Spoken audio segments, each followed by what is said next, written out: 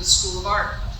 I am Beckham Dossett, Director of the School of Art, and I welcome all of you here in the auditorium of the Dudley Recital Hall, and to those watching us on Instagram Live. This is an experiment for us this evening. So tonight we kick off our annual speaker series, and we have the first of 6 very distinguished guests who will come to be visiting us over the next several months. And this evening we are very fortunate to welcome John Yao to Houston, the University of Houston. The next 2 speakers in the series are going to come up very quickly.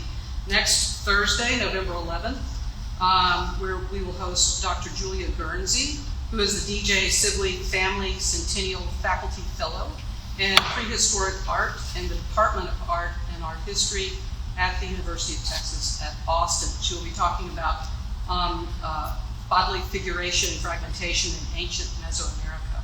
And then immediately after that, the following Thursday, November 18th, we will hear from artist Candace Lynn, whose current solo exhibition, Seeping, Rotting, Resting, Weeping, is on view at the Walker Arts Center in Minneapolis until January 2nd.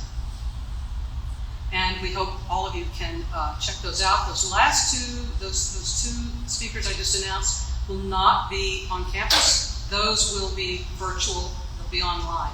They'll be on both Zoom or YouTube. You can find the links on the School of Art website, or just go to YouTube and search UH School of Art to find our channel. And on our YouTube channel, you can also find mini archive videos from last year when the entire speaker series was online. Now, I'd like to bring it back to the present moment and kick it off to welcome Dana Frankfurt, Assistant Professor of Painting, who is going to do the honors in terms of introducing our guests. So, Dana.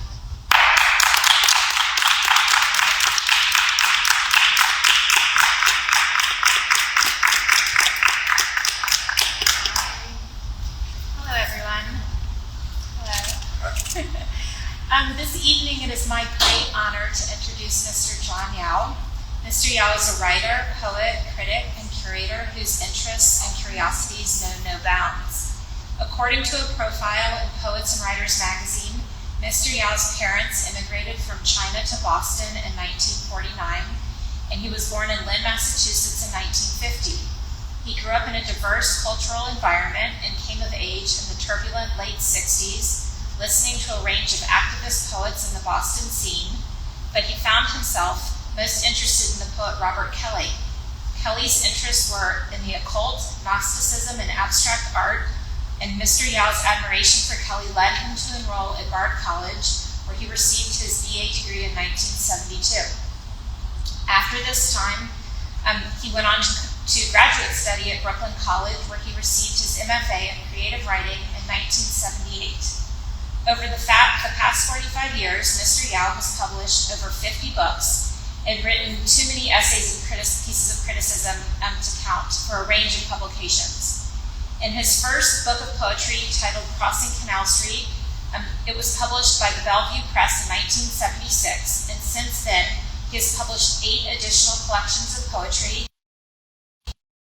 translations of little-known books by well-known poets and fiction writers, as well as the work of emerging and established authors. Works published by Black Square Editions included the authors Rosalind Drexler, Andrew Joran, Eugene Lim, Donna Stonecipher, Gary Letts, Michael Leon, and Jennifer Hayashida. Mr. Yao has also been a great champion of both the arcane and the mainstream in the world of visual art. He has collaborated on projects with artists such as Archie Rand, Thomas Nozkowski, and Leiko Ikamura. He's been the author of monographs of many artists, including Catherine Murphy, Richard Artsweiger, A.R. Penck, Jasper Johns, Andy Warhol, and most recently, Liu Xiaodong. He has curated many exhibitions, including most recently Home Cooking, a group exhibition featuring the work of 11 Asian and Asian American artists.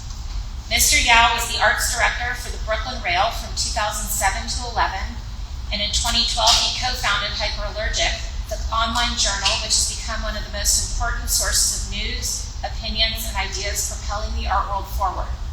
He's a regular contributor on Hyperallergic, and without question, one of the most important voices addressing the state of painting and artists engaging and pushing painting forward.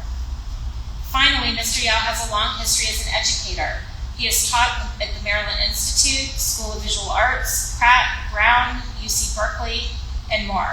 He is now a professor of critical studies at Rutgers in the Mason Gross School of the Arts. Please join me in giving Mr. Yao a warm welcome.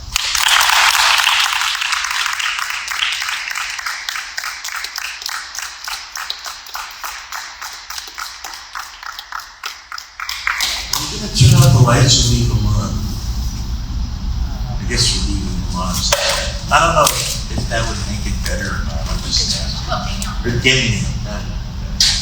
So I'm going to talk about Liu Xiaodong, a Chinese artist born in 1963, and the questions I'm asking are up on the screen, but it's about how he gets to reinvent himself around the age of 30. I like the idea of reinventing yourself, or having a second act, as they say.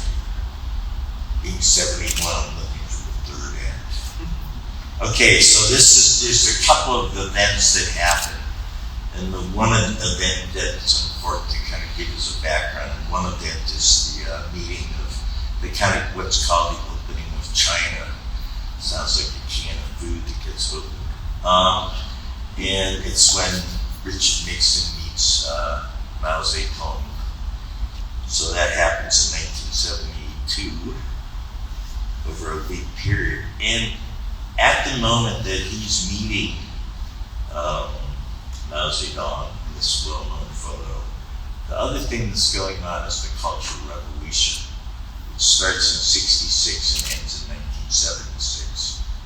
During that time, almost all schools are closed, and Liu Xiaodong belongs to the generation, is the first generation to go to school after they open. He goes to school in the city. So here's the Cultural Revolution. Well, that's not all of it. It's just a little photograph of it. In which a lot of people, their families were split apart and they were sent to the country for re-education. Okay, and that's the big thing. And then basically, Liu Xiaodong goes up in this, but he's not affected in some way because he lives in northern China and what's called Manchuria. He grew up in a small town, and somehow people did not think most people needed to be educated. So this is a photo of him in front of a painting. Then he did this based on the Three Gorges project. So I'm just trying to get you a little bit of background. And this is basically who he is. He was born in a small industrial town, a pulp and paper mill town in Liaoning province in 1979. So he's 16 years old, having passed a national exam. So in order to get, once the schools opened up again, everyone took a national exam to see what art school they would go to, whatever it was you wanted to take. And he's passes the exam and he goes to Beijing to study at what's pretty much the most important school considered at that point in China, the Chinese Academy of Fine Arts, Taaffe. And he's 17 years old. It's the first time he's really left his home. There's a brief period of 2 years where he lives with his uncle, but where he really goes to some place he's never been. And he's there, so he's in high school basically. And then he goes through 4 years of high school and then 4 years of the BFA. He ends up teaching at Taaffe for a while and he eventually gets his MFA. So he's really just in this one school, all right? And in 1995, he'll go to Spain, or 1998 to study, 1988, 1999. But the other important thing is he'll come to the United States, and I'm going to talk about that, right? So he belongs to the same generation as the sixth generation of filmmakers, and he was friends with Giazanke and some others. He worked on films, so that also is important as to what culture into China from the West, and how certain Chinese artists went to the West to learn something, right? And the other event that happens is 1976 is what's called the Great Tangshan earthquake, and it strikes right near where he lives. And so all the houses collapse where he lives, and they have to build shacks and live in them. So the personal event beyond this event is that when he was born, Liu Xiaodong, like many Chinese families, the parents went to a fortune teller. The father went to a fortune teller, and the fortune teller told Liu Xiaodong's father that the son would live to the age of 13, which happens to be around 1976. The earthquake happens. His older brother, who was then arguing with the family, his older brother, as a teenager might, stayed with another family and dies. Because what happens is there's a gas leak from the stove, and they all die of carbon monoxide poisoning. The family is woken up and it's told that his brother died. And then Liu Xiaodong has remembered this his whole life because he was supposed to die, but his brother dies. So there's this, and this is also this thing of superstition and a kind of other way of believing that he still has connections through. So he's sent to, so his father, worried about this and the after effects of the earthquake, sends Liu Xiaodong to stay with his brother, or Liu Xiaodong's uncle.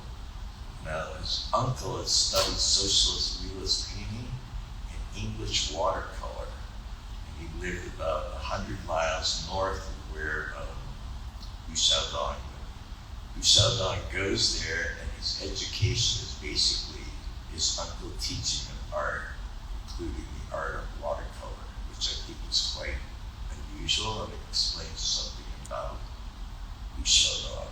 Okay, so basically he does the watercolor a day once he gets going, and this is one he did.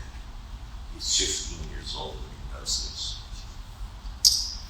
Now I asked him this question because I was quite interested in it.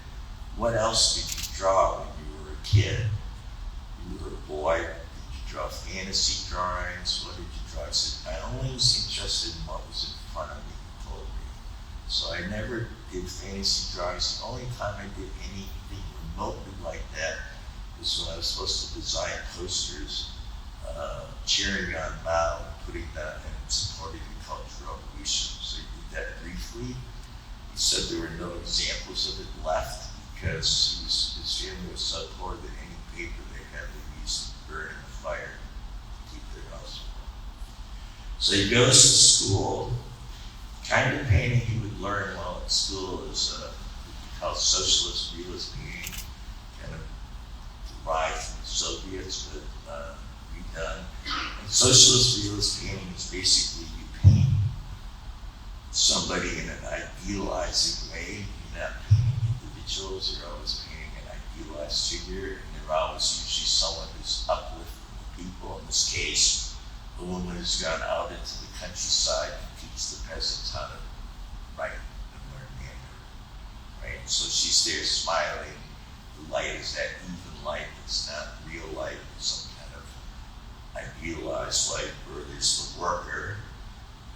One of the things that I always find interesting about socialist realist painting is everybody's always smiling. As in the happy worker, right? Looking up, of course, because that's what you do when you try to uplift the people. Or even the kid learning the woodcut.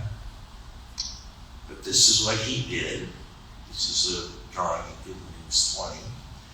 The other thing he did, and so when Taaffe started, there was so little money that all the teachers and the students lived commune style. Food would be brought to the courtyard of the school, and they would all cook it together. Or they would grow vegetables in the garden, whatever that was, in the school. So they basically, there was was very little money in China at that time, and people were just kind of living communally. And so he said the teachers and the students all ate together. The other thing is, he's in the first class at Taaffe painting, but it's like 12 students. It's not like a huge amount. All right, so you can notebooks. And the third thing I guess I should mention is, so in order to know about how to uplift the people and do socialist realist painting, they were often students would rent a truck, 20 students, 10 students, and drive somewhere into some remote part of China, work with the people there, and then make drawings of them. So this is one of his practices, was this thing going around China, seeing how the other people live and learn and drawing. So he kept endless numbers of notebooks, which I'm just going to show you some of them.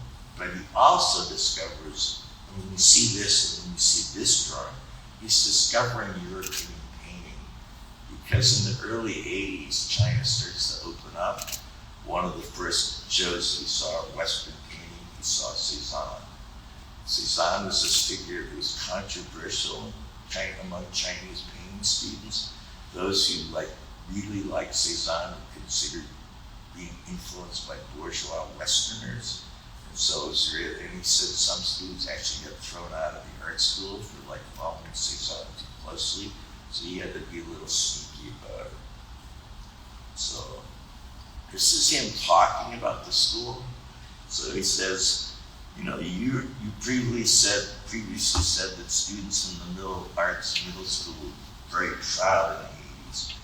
It was the first year that enrollment was resumed at 79, us 23 students in the school. So that's the entire class, is 23 students, and they live in dormitories. And the boys or young men lived in one dormitory, and the girls lived in another. All right? And then he said, can you share your experience? And it's like a family, he says. And they're all unsatisfied with what they're learning, and they're trying to constantly absorb stuff. So there's this moment when China's going through this convulsive change where these kids really want to get everything they can. I mean, at one point, Liu Xiaodong talks about going to the film library and discovering the films of Roberto Rossellini and just watching them over and over again. So they're really hungry for knowledge, right? And then he talks about the food. So there's 3-year students. This is one of his notebooks. This is another page from it. And you can see that he's looking at Western painting on the right, drawing, and he's just drawing what he's seeing on the left, right? It's kind of interesting, this one. And then the other thing he did, which he did not know English, but he got a book about Cézanne and he copied the page out and then he had a translation of it by someone else, but instead of writing it out in Chinese, he copies it out in English, which I find pretty fascinating. So he did that. This is him around 20 to 21 for this. And then the other thing, so he did study English, but he never learned it. And so in 1981, Ai Weiwei wanted 666 students to take the TOEFL exam and be coming to America. So that's to be really a big break, is when the Chinese come into America. Ai Weiwei is in that group. It's 100. It's like a tiny amount of kids. 166. How many were artists? So this is him writing about the TOEFL exam, which he ended up not taking. Jack, he said, the last time I saw him, which was in 2020, he said he was in New York City, we don't get to that. He was studying Chinese, he was studying English. He was still trying to learn it and write it down. He said, well, I practice an hour a day. So this is the dormitory life. The other thing he did was he bought a camera. So his father was still working in the paper mill. We would send him approximately what would be the equivalent of $10 a month. And he said, and he told Xiaodong, if you don't spend it on beer and cigarettes, the $10 will last you the entire month. Mm-hmm. And then he bought a camera, an old Russian camera that was slightly broken, so the light leaked in a little bit when before the film was developed, for about $2. And he took a lot of photographs and used that as a source. So he said one of the big things that happened in China in the 80s, now this is him at 26, he's still in school. He said one of the big things is that men and women got to hang out together. So it's like he said, it was the beginning of romance in China. And like, this is totally different. And the other thing that happened is they would love to go swimming, so it was also the beginning. And this thing oddly resonated with me this morning. French Impressionism was about leisure, a lot of it. And there's this funny thought that I had, because it's also the beginning of leisure in China, right? In 1991, there's finally a moment of leisure.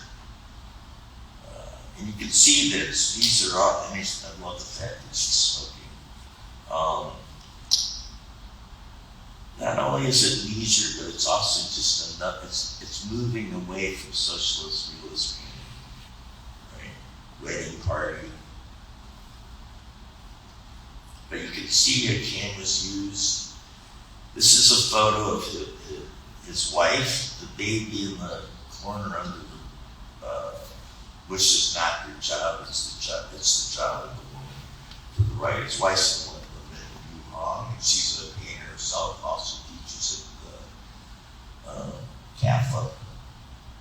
So, and behind the wall is a house that they, by this time in China, he's like well known enough that he's, because money enters into China at a certain point, as he said.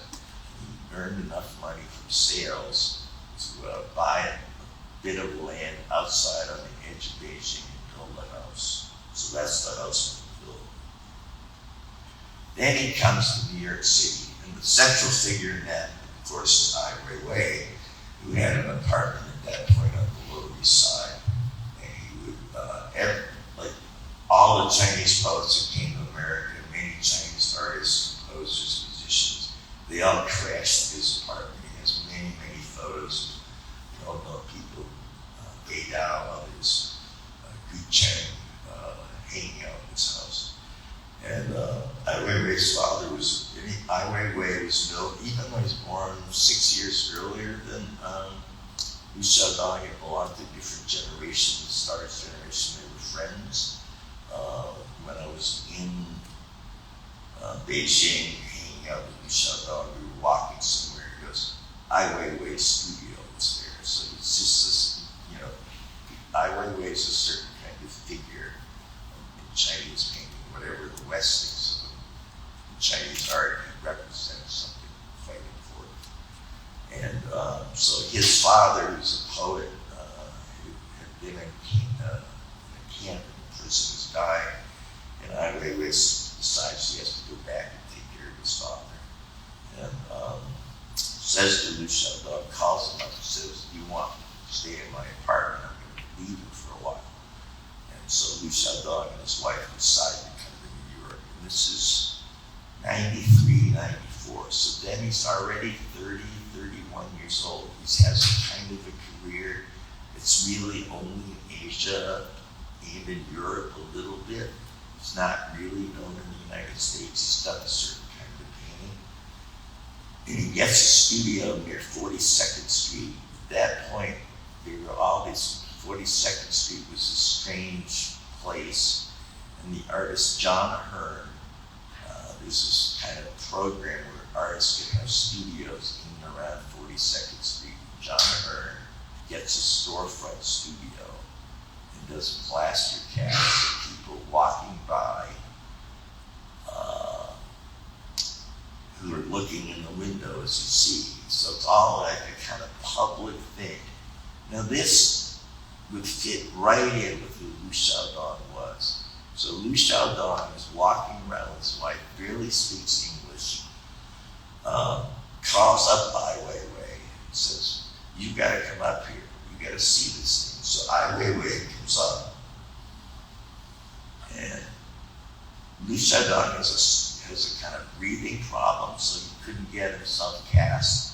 So of course Ai Weiwei gets himself cast. So that's who is lying on the bed. You can tell by the Chinese slippers that that's Ai Weiwei. Not that he always wears those slippers, but just so there he is. And you can see the other pieces of the casts.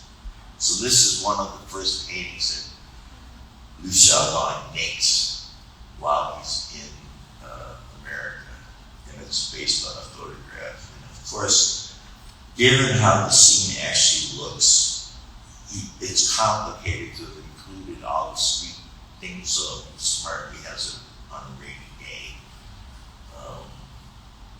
And you can tell it's kind of stiff and closed, right? So what happens? How does he change himself? Well, among other things, while he's in New York, he starts going to the museums. I mean, he has never seen so much art in his life, certainly Western art. And the person that totally changes him, he says, is Lucian Freud. He goes, it so happens that when he's in New York, Lucian Freud is having a retrospective.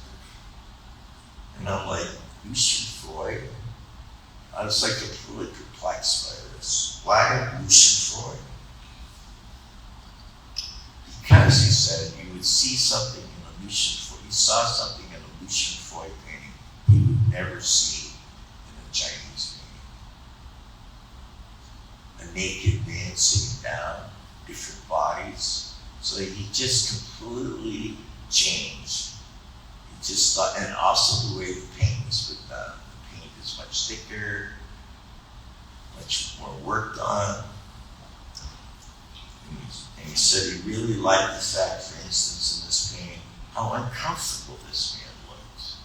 Right? He's totally bored. Like, how long do I have to sit here? Right? And his fingers are in his pants, his shirt is unbuttoned. There's nothing ideal about it. It's not an idealized view.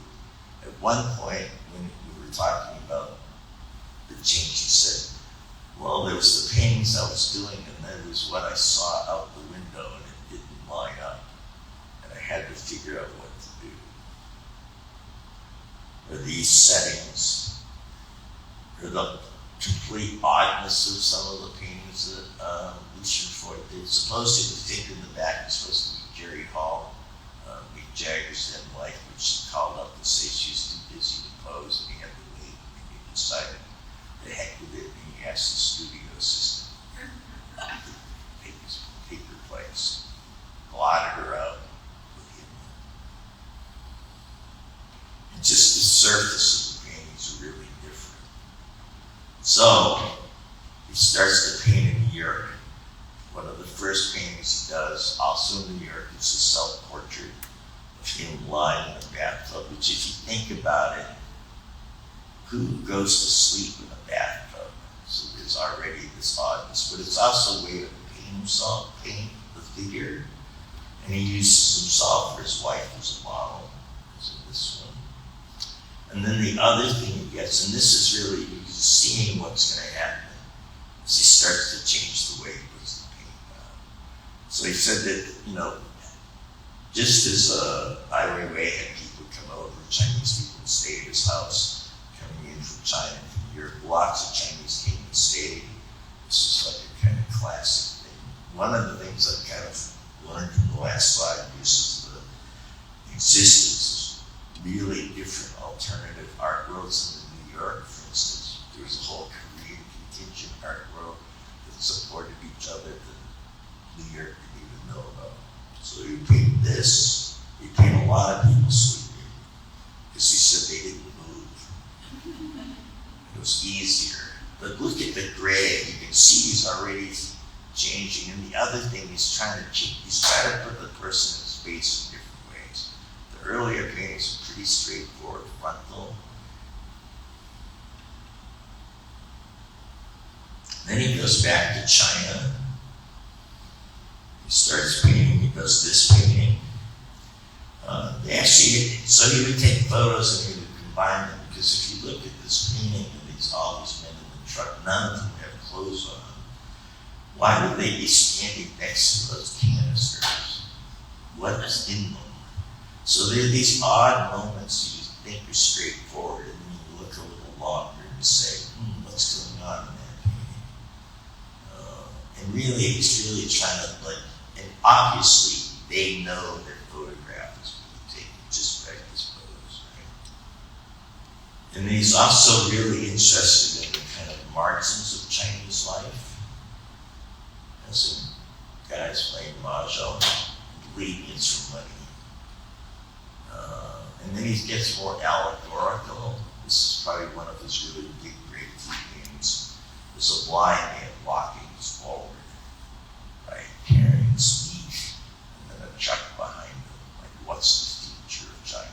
So he's at this point, after Tiananmen Square, what's the future? And he's really thought about it.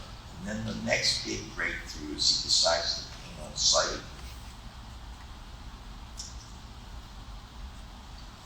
So Aaron was asking, what does that mean, he paints on site? He would build a structure and be able to stand out in the heat. And this one is taken in the western part of China where there are a lot of Muslim jade miners. And that's really a continuation of him driving around with a bunch of students, seeing the diversity of China. So China is going through this change where the idea is you're supposed to identify as a Han. That's like ethnically Chinese. And there's lots of other ethnic groups in China. And there's a whole kind of resistance to that, and a kind of, you hear about the camps, et cetera, et cetera. Well, before this happened, Liu Xiaodong, aware of it, and also continuing this notion of the diversity of China, which he's interested in, but also the kind of marginalization of different groups in China as China is accelerating its modernization, right? Building new cities, things like that.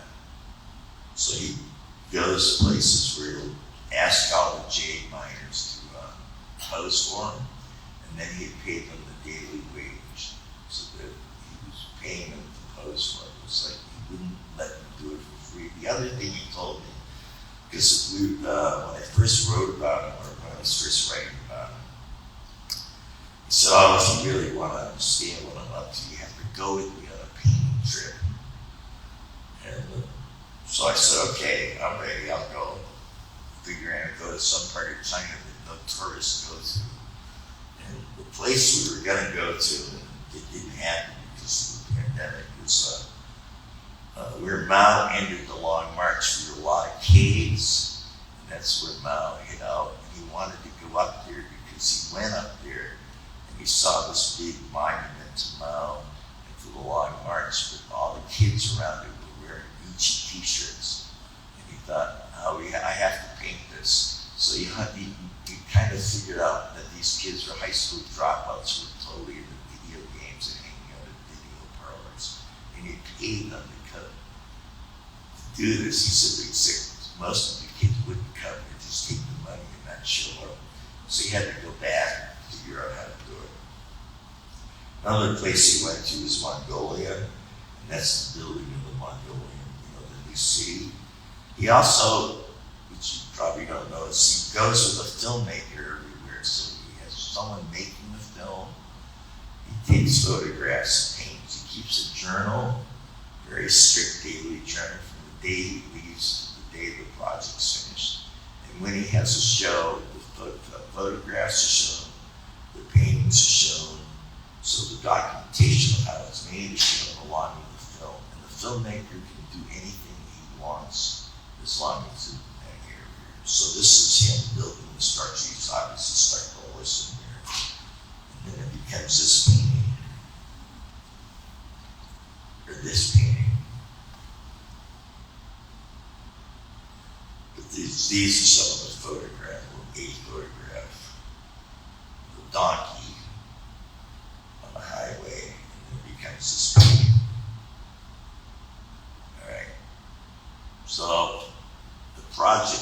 show you now is him. So, Liu Xiaodong, he's represented by Liu Gallery, which is in London and now in New York. But most of his shows come about because an institution calls him up and commissions him to do something. And that's, I think, how he prefers to work because he's making large public paintings. So the Dallas Museum, which I think gave him a show of these paintings, commissioned him to come down to Texas and paint something. He said, I'm going to paint along the border. So he's really interested in borders in different ways. So this is one of his paintings, the family. He gets to meet the people. The other thing he told me was he never stays in a nice hotel when he goes somewhere. He tries to find the most ordinary hotel nearest the subjects that he's painting. So he doesn't want to separate himself. I just kept saying, you're a communist. And he's like, well, yes, no. He edged that one. He did tell one story about communism that I will tell you. So when the Congress meets, the Chinese Congress, there's a red button, a yellow button, and a green button. The red button is you disagree with the speaker. The yellow button is you abstain. And the green button is you agree. And the reason he was telling me this was I saw all these well-known Chinese film actors hanging out at the Congress. And he said, oh, they have to show up. And I was like, okay. So I said, well, tell me about the buttons. He said, in all his years, he's never heard of anyone who pressed the red or yellow button. So only the green button gets pressed. He said, that's the way it is. So it's another painting. And you can see he's just become much looser. And the thing about the color, so we've talked about the color in his painting. He says, I really like the way he's colored. He said that when he was a student at Taaffe, a woman art historian came who knew Balthus. And during the lecture, she said that Balthus had told her that the Chinese should never use oil paint or paint in color because they knew nothing about it. They should stick to ink. And Liu Xiaodong got really mad and said, fuck him, I'm going to do it right. I'm going to show him. So, something about being told you can't do something. You'll notice the police car across the river. What side do you want in this meeting? Standing. And yet you can't say he's being judgmental. He's just kind of documenting it and painting it. This is him. Different kind of self-portrait now. The police, Mexican police. The road stopped in the middle of nowhere. It's a continuation of the same painting, right? The man walking into the future. Now we've hit it. It's a fence. Or this scene, which you don't quite know what's happening. And since I mentioned the filmmaker, this is the filmmaker taking a photograph of the stone of a puddle, Liu Yang, who goes with him everywhere. Another painting. All right. So I'm just going to show one particular painting that I saw him working on back in his studio. So this tells you about the painting, which I didn't know. So he said that in the detention centers on the Mexican side, people are segregated and that all the LGBTA individuals are separated from others because they would otherwise there might be violence. So he decides that he's going to paint the people in that particular detention center. And again, he doesn't tell you this, in the painting. You kind of have to figure it out for yourself. He doesn't really announce any of this. So this is just the painting in progress. I just wanted to, that's a studio. It's in Beijing in the 734 district. 798, sorry. I don't know, I'm bad at numbers. This is a drawing for it. You'll see it changes There's the photograph above it that he took.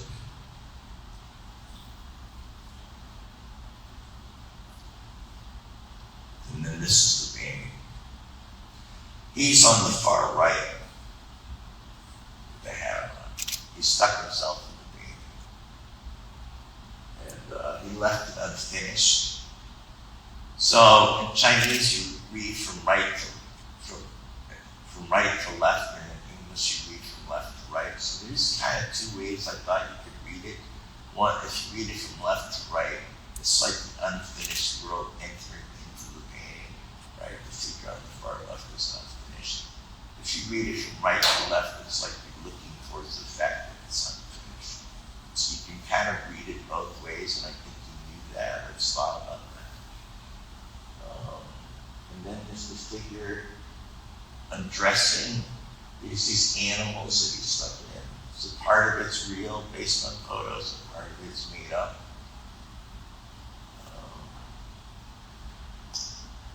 And it's a big painting, as you saw. Not small. And he started it there. He started it in the detention center, and then he took it back to China to finish, probably because of COVID. He was going to go back to Mexico with the painting, and he couldn't, so he finished it in China. So that's how he got to see the work. That's one panel, and that's the other. And just to show you that he really does paint. So I was like teasing him about painting in front of people, and he took me up on it. So all right, I'll paint the tree outside. I was wanting to do, we were talking about Antonio Lopez Garcia painting the Quince tree in his backyard. I was saying, did you see this film? This is who this is a person you're in the world with who also paints from observation. And we were talking about, he's got an easel out inside of the paint part of the tree in his backyard. And I was like, okay, you're not competitive. Which I loved about it. I was just direct. Okay, I'm doing it. I'll show you. Good. So that was the last thing we did in the group. It's the sheriff's family. So the other thing he does, so he finishes the series. He's in Dallas. He comes to New York to fly back to China, and bam, New York is closed down, the pandemic, and he's stuck in New York City. Okay, so they're there for months. So we began hanging out. I just wanted to show you a picture of him with this mask off. He thought New Yorkers were crazy because they didn't want to wear a mask. He was like, he kind of knew what COVID was about, as you might guess. So that's him and his wife who were sitting outside. I guess because he had just come back from Mexico, Texas, I thought he should have nachos. He didn't eat any. Thought American food was strange. And he did a watercolor a day. He goes back to the beginning. Like everything, right? Paper towels. He's like, no, it's like, what do you paint? Like, whatever's in front of me. So this amazing thing, he just kept working every day, no matter what. Like, it's like, I can't do that kind of painting, I'll do this.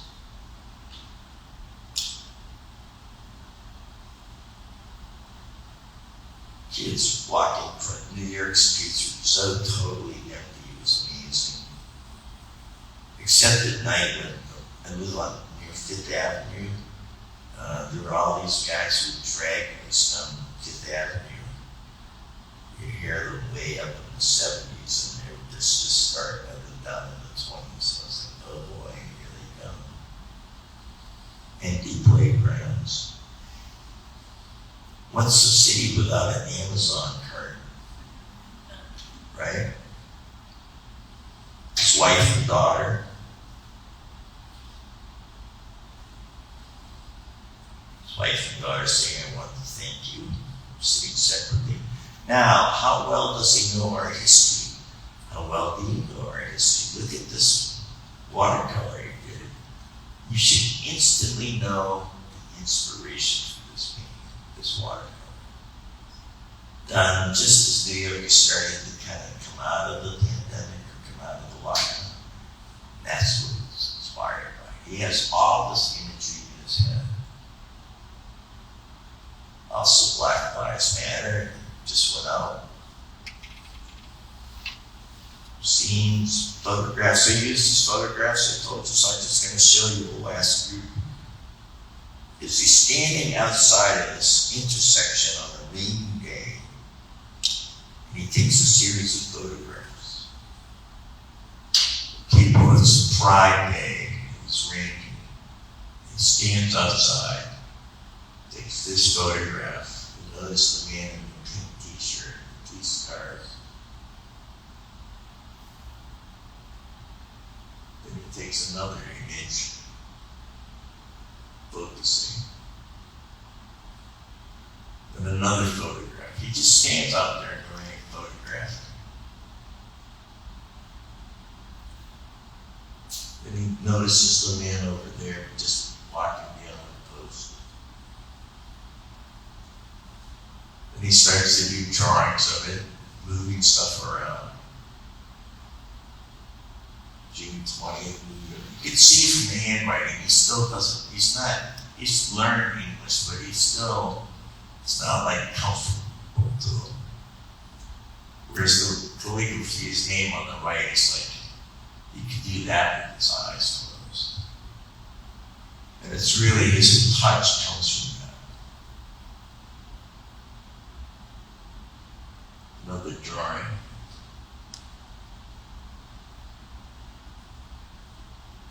Watercolor. Trying to figure out the color.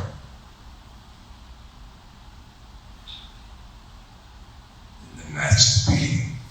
And it's big. It's the only painting he did in like a 9-month period that was large. Everything else was a watercolor or drawing or photograph. And you can see he's invented a lot of it, particularly using the pink as the kind of guidance for the color structure of this painting. One of the things he told me is and he said this publicly, there's a number of interviews you can see with him. And I was telling Aaron, I said, at one point he's asked by the Louisiana Museum in Denmark to do a series, and he decides he's going to paint an orphanage, kids in an orphanage in Greenland, which he said is an orphanage at the end of the world. And he shows a painting of a kid throwing a spear. And he said these kids were all kids who came from a life that no longer exists. Right? They used to hunt fish, et cetera, et cetera. And modernization has changed that.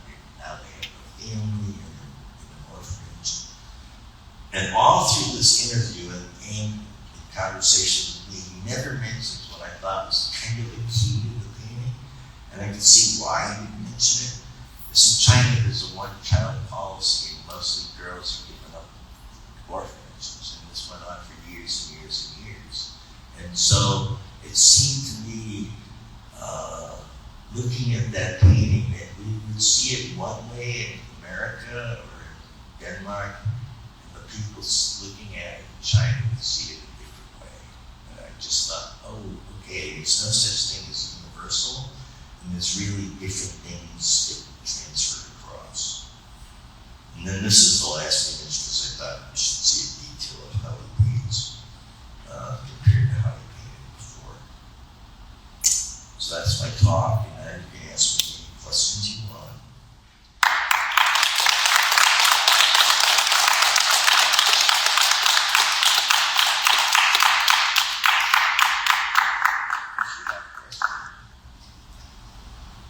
Yes. I have a question. I was so interested in this sort of what you were saying about the sort of like reaction to Don and the opening of the art school after the death of Mao.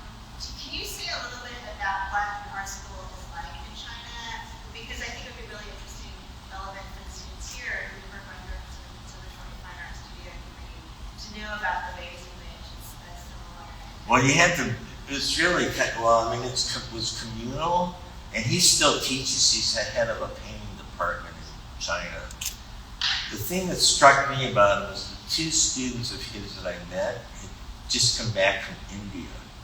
And he tells the students to leave China and go somewhere for like 6 months on their own and paint. And it's really a continuation of his own life. And it's also, I think, I mean, there were certain things we talked about, and then there's certain things we kind of just went around. Not because he was evasive, it's because I was kind of wanting to be careful what I got up to talk about.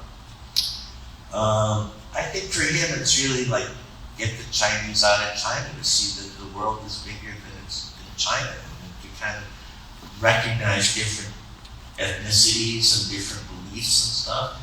And it was really touching watching, talking to students, drawing them out of what they looked at, going through their notebooks page by page and having a conversation.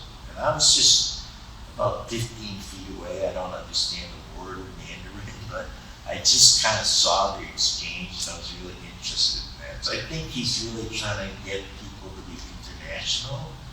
And the other thing which I thought I was in is at one point someone challenges him and tells him, it's a Chinese guy who teaches both in New York and in Beijing, who hates painting, he's a theorist, he hates painting, challenges Liu Xiaodong to make a painting without painting it. And he invents a machine with the help of 10 people, and it's all based on surveillance cameras. So the surveillance, right? It's like, okay, you tell me to do this thing, but I'm going to figure out something to do with it. And so I think there's all different ways he's kind of opened up students to stuff that I think is important. It's still, and I think it's really like hands-on, drawing from life, painting, kind of old style learning, but at the same time, what's happening in the world and what machinery exists, and he has no agenda, it seems, about it. So that's one of the things I told him at one point I wanted to go to the school with him and see him in class, but I wasn't there long enough for that to happen. So that's a good question. And now I'm going to have to go, if I could bring me a class or else. I mean, in the book that I wrote about him, which came out, he said he wanted it translated into Chinese, have it translated into Chinese and published. I said, there's 2 things. I said, anything you need to take out, you should take out, and I don't need to be paid for this. So it's my copyright, but you can have it. Because I figured, I want him to be able to do it. And I know that some things in there get him in trouble if it's printed. One of them is, he says to me, I said, why do you paint from life? And he said, I know my government lies to me. I was in Tiananmen Square. I have to see what I paint. So that's A. And then B, I just felt like I know the whole thing about copyright issues, and I don't want to get into a scene with him, like about money. I thought my publishers knew their business, and I own the copyright. I just said, you can have it. So I don't know if it's going to be translated, but I just wanted to give him that permission. Any questions? Any other questions? Yes? You described how he sometimes paints on site. Is there a way for viewers to ascertain that from the paintings themselves? Have you noticed a sort of difference in the brushwork from when he's working from photographs versus in person? And is that crucial information to have? I don't think it's crucial to have. I think he tries to put you into the scene. You feel like you're standing, you're not, this, you know it's not photographed, or it's not photographed in that way. And I think he wants that. And the other thing is he wants to put you in the scene. So a lot of them are like tableaus with people stretched out across the situation or whatever. And you feel like you're in the room looking at this. That's, I think, the closest way I would say that. I mean, that's a good point. And I think he wants them to be public paintings, not paintings from someone's living room, which I think is also kind of interesting. So a lot of the painting, and then there's certain paintings he does he's refused to sell. For instance, he went back to his hometown and he did a whole bunch of paintings called Hometown Boy. And someone, I know this for a fact from someone else, a collector, he never said this, offered him a huge amount of money to buy all 10 paintings. And he said, I'm not selling them. And the person says, I'll buy one. And Liu Xiaodong's response is, I'm not selling them. And he just took them all back and they're in his house or his studio. I saw them. So there's some kind of attachment to some of his work that's runs pretty deep with it. So I think all that, but you do feel like you're in the situation, right? We're like, I don't know, this Jordan Castillo, you feel like you're looking at a painting that's made from a photograph. You don't really feel that with his work, I feel. Any other questions? No other questions? Yes. Well, I guess I just wondered if you could talk a little bit about what it's like to be to be writing about somebody as they're living, and it's almost as if you're living alongside them, because it sounds like you spend a lot of time with him, and you even initiate things sometimes. And I guess if you could, I'm curious about that as compared to writing about someone who's no longer living or who you have no contact with. If you've thoughts about that. Oh, I think about it all the time. So I write a review a week. Usually sometime in one same 2-3 year period, I wrote 2 reviews a week. I write a lot of reviews of people I've never met. I don't try to meet. I had no conversation with. And I think it's just part of being a reviewer. There is a reviewer I know who's told someone else that he only reviews people he knows. I was like, huh? And so, but when you're writing a book on an artist, it's usually because there's a dialogue that got established. And so I think it's a different kind of subjectivity. And in Liu Xiaodong's case, it took me 2 years to convince a publisher to publish a book on him. And I just did a lot of research on him. And then I said, they were paying me a minuscule sum. It's like so tiny you could not buy a used car for it, okay? I don't care. I decided I was gonna do it. And so the only thing that I got from the gallery was a plane ticket to Beijing. I said, that's what I wanted. I didn't want to make this about money. I decided I had to do the book. Reviews, you get paid a certain amount. Catalogs, you get paid something else. And I just think you have to negotiate all that as well as who you're writing about. And I like writing about artists who I never meet. And sometimes they're happy about it. Sometimes they act like you don't exist. You can't worry about it. So I'm egotistical enough to think I'm a really good writer, and that's what matters, is the fact that I wrote in this way, and either people will read it or not. So that's my secret arrogance. It's not so secret anymore. Yes? Go ahead, both of you, not at the same time.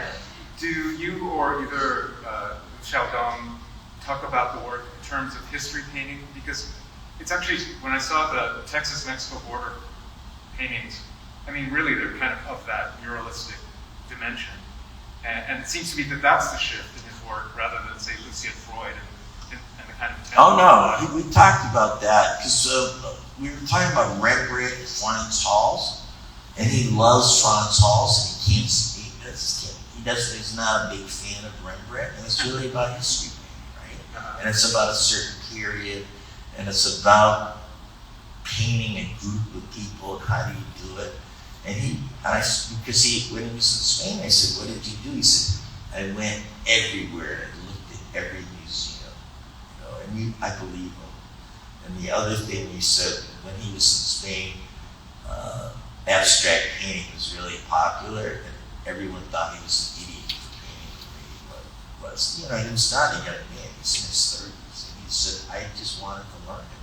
So I think he does think about it as history painting, and that this is the history of China in some way. Yeah. And I think he's very, very aware of it, and I think he's also not announcing that, right? Because I think he can get stuck if you announce that's your project, right? You suddenly have to perform up to that project and whatever that means. So he doesn't do that. So that I would say is the answer. We kind of talked about it, but not as directly as I'm talking to you. But I think that's his ambition, is to make history. He has a cousin in the Chicano photorealist, John Valadez. Right. Right, who's doing this about the same time as well. Right. And he does go to events, like there was a big earthquake, I think 10 years ago, 20 years ago, and he went and painted a group of painters. He goes to the earthquake site, you see this buildings all collapsing down a hill, and he gets 5 young women to pose for him with a cart. And so that's the history painting of that moment, right? So my question is related to that, since we're struck by the border paintings, and they seem kind of, it just seems like kind of a leap from the other sites and places he was painting. it's the boulder painting. Border Border painting. border, the Texas, New Mexico, Mexico border. And so I guess I'm interested in, can you say more about that, like why that place, even if it is in terms of history paintings, like where He's is that? really interested in borders, so he also painted, he went to some place where a lot of people, migrants, who kind of collected, having to travel across the water or something, and he just hung out with them and painted them. The other group that he's painted are the people who tear ships down in Pakistan. So, when an oil tanker is no good, they use it as scraps. And then these guys, basically they have a 10-year lifespan as a worker, tear them. And he just went, did that. And then when they were building the Three Gorges project, he went to where the workers were working to tear down a town. So in China, when the Three Gorges project was being built, they would tear down a town and salvage every brick and stone they could. And at one point, in Liu Xiaodong, the great filmmaker Jia Zhangke made a film with him called Dawn, which if you could see it, you should see it. And in the film, you see this wall collapse, and you realize one of the workers was killed. The worker was one of the people that Liu Xiaodong was painting on the roof. And Liu Xiaodong, the film is Liu Xiaodong going to that man's house where his wife and kid, where 2 kids were, to bring the only photo of him that existed. Their photos. I mean, it's just like, ugh. I'm still kind of unnerved when I talk about it. So I think he's really interested in, he was one of the really poor Chinese. He saw money come in. His life has changed. He's not a poor person, but he also sees all these other people that get left behind, right? And that China's leaving behind. And I think that's really his subject. So, and he's interested in people push the margins. And one of the things, so this just goes back to something Jasper Johns said in the Edie Sedgwick biography. He said, there's artists that forget where they come from, and there's artists that remember. And he makes a distinction that he thinks Warhol is someone who wanted to forget where he came from, and Johns is someone who can't forget where he came from. And I think that's a kind of an American issue, right? You can reinvent yourself in America. You can say, you can change your name. And I think Liu Xiaodong, for different reasons, doesn't want to forget where China was and where he came from in that world.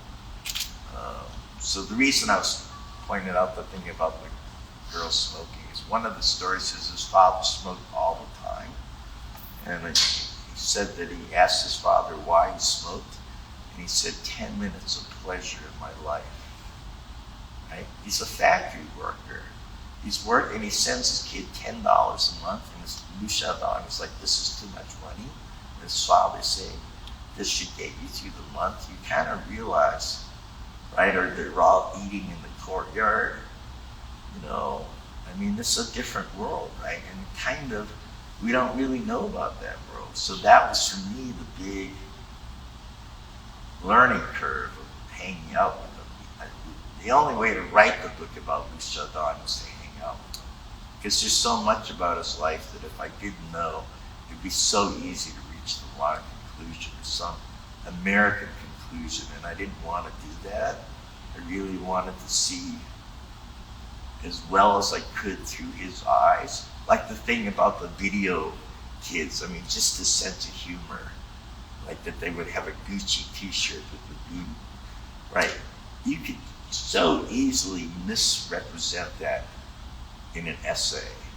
It's about always understand, you know, and I didn't want to like get into that. I just wanted to see how close I could get to just being sympathetic to him.